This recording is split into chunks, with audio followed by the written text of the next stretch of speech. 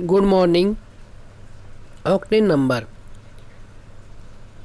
इस नंबर का यूज़ किया जाता है एसआई इंजन फ्यूल की रेटिंग के लिए। जो फ्यूल्स है वो एक दूसरे से अलग होते हैं। हर फ्यूल की एबिलिटी अलग है नॉकिंग और डिटोनेशन को रेजिस्ट करने की इन एसआई इंजन, और इसको एक्सप्रेस किया गया है in term of octane number. Fuel की जो रेटिंग है उसे स्टैंडर्ड इंजन पर ऑपरेट किया जाता है प्रिस्क्राइब स्टैंडर्ड कंडीशन पर,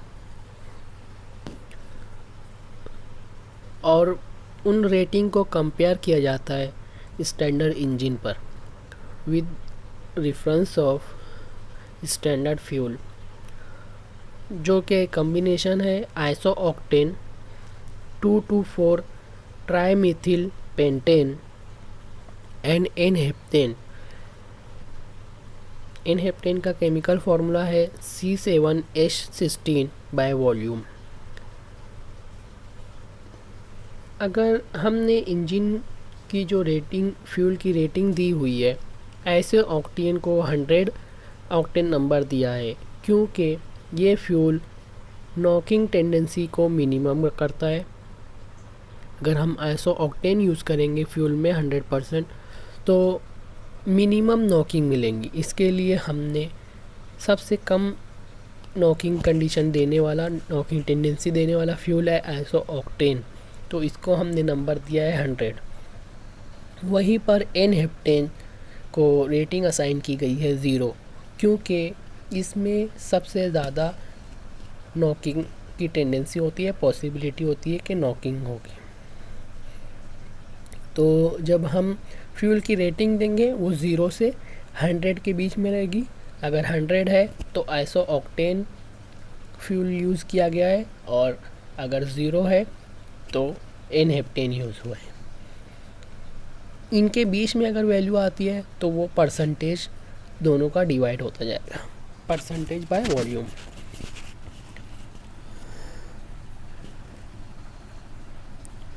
the percentage volume of isooctane in the mixture of isooctane and n-heptane represent octane number rating of a fuel।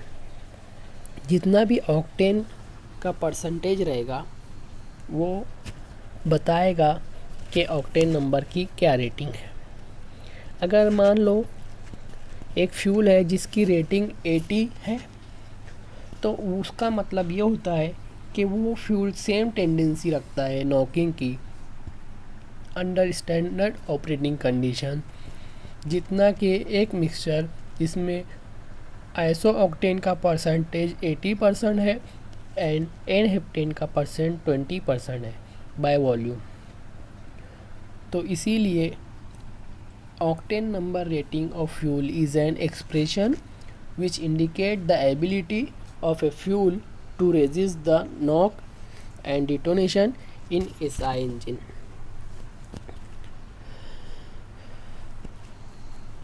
अब कौन से मेथड यूज़ किए गए हैं determination of octane rating of fuel? तो वेरिएबल कंप्रेशन यूज़ की जाती है cooperative fuel research engine under specified condition.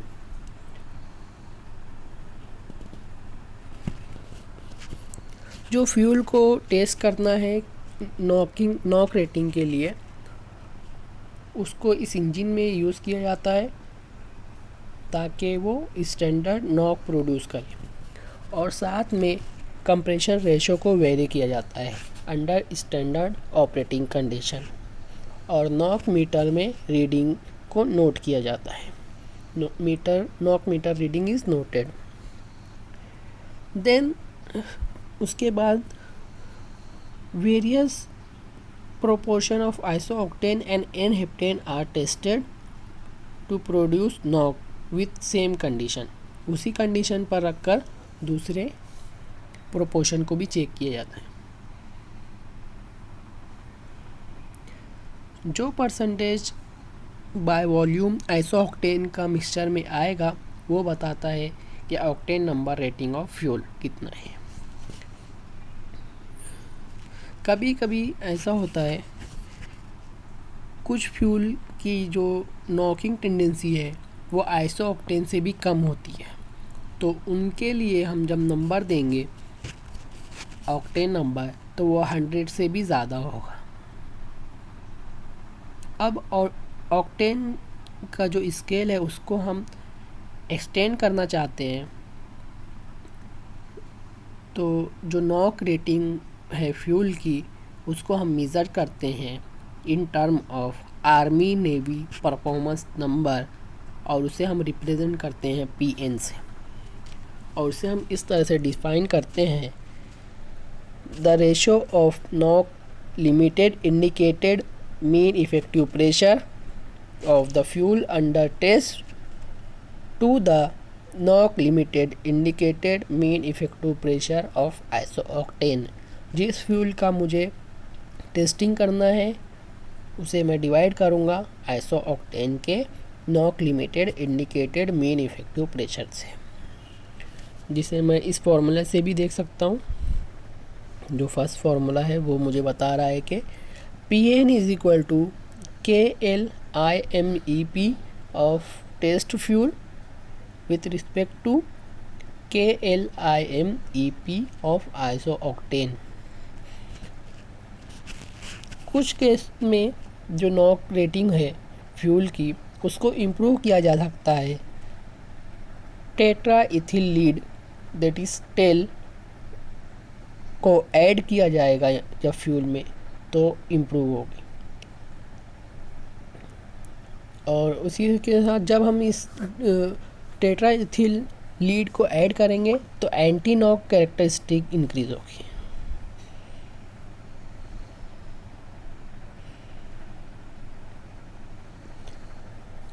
अगर x ml of TEL is added, हम ऐड करते हैं US gallon of octane isooctane में, तो जो ऑक्टेन नंबर रहेगा वो 100 से ज़्यादा रहेगा और उसे हम एक्सप्रेस करेंगे 100 + x ml of TEL tetra ethyl lead. दूसरा एक मेथड और है ऑक्टेन स्केल को बढ़ाने के लिए, एक्सप्रेस करने के लिए, वो है octane number is equal to 100 + performance number -100/3।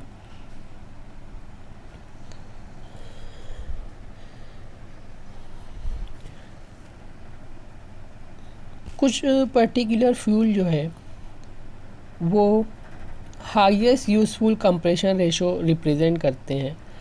तो कंप्रेशन रेशो जिस पर fuel without detonation specific standard test engine work करेगा स्टैंडर्ड ऑपरेटिंग कंडीशन में,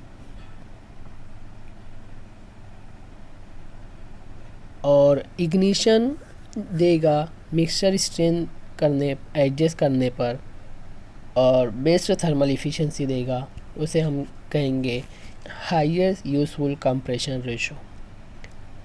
जो HUCR एब्रिएशन है, जो रेटिंग रहेगी वो कुछ फ्यूल की दी गई है। रिकार्डो E6 इंजन पर हमने ऑपरेट किया तो वो इंजन की जो HUCR वैल्यू मिली आइसोऑक्टेन के लिए 10.96 मीन्स इस कंप्रेशन रेशो पर डिटोनेशन नहीं होगा अगर मैं आइसोऑक्टेन फ्यूल यूज़ करता हूँ। अगर मैं N-हेप्टेन फ्यूल यूज़ करता हूँ तो कंप्रेशन रेशो 3.75 के बाद अगर कंप्रेशन रेशो मैं बढ़ाता हूँ तो डिटोनेशन की कंडीशन हो सकती है। बेंजेन 14.6 कंप्रेशन रेशो तक मैं इंक्रीज़ कर सकता हूँ, वहाँ तक डिटोनेशन कंडीशन ऑकर नहीं होगी। टोल्यून 15 HUCR रेटिंग रहेगी, इसके बाद डिटोनेशन की कंडीशन ऑकर होगी। यहाँ पर हमारा सेकंड मॉड्यूल कंप्लीट होता है। अब हम नेक्स्ट मॉड्यूल स्टार्ट करते हैं compression ignition engine.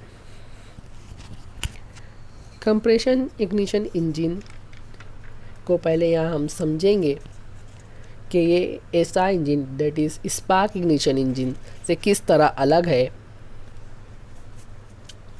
Compression ignition engine को इतना हम समझ सकते हैं कि यहाँ पर फ्यूल को कंप्रेस किया जाएगा,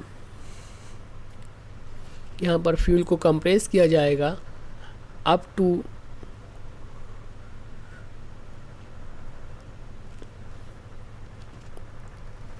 एयर को कंप्रेस किया जाएगा और फ्यूल जब उसमें ऐड किया जाएगा हाई प्रेशराइज फ्यूल, तो फ्यूल का टेम्परेचर और प्रेशर की वजह से फ्यूल सेल्फ इग्नाइट हो जाएगा।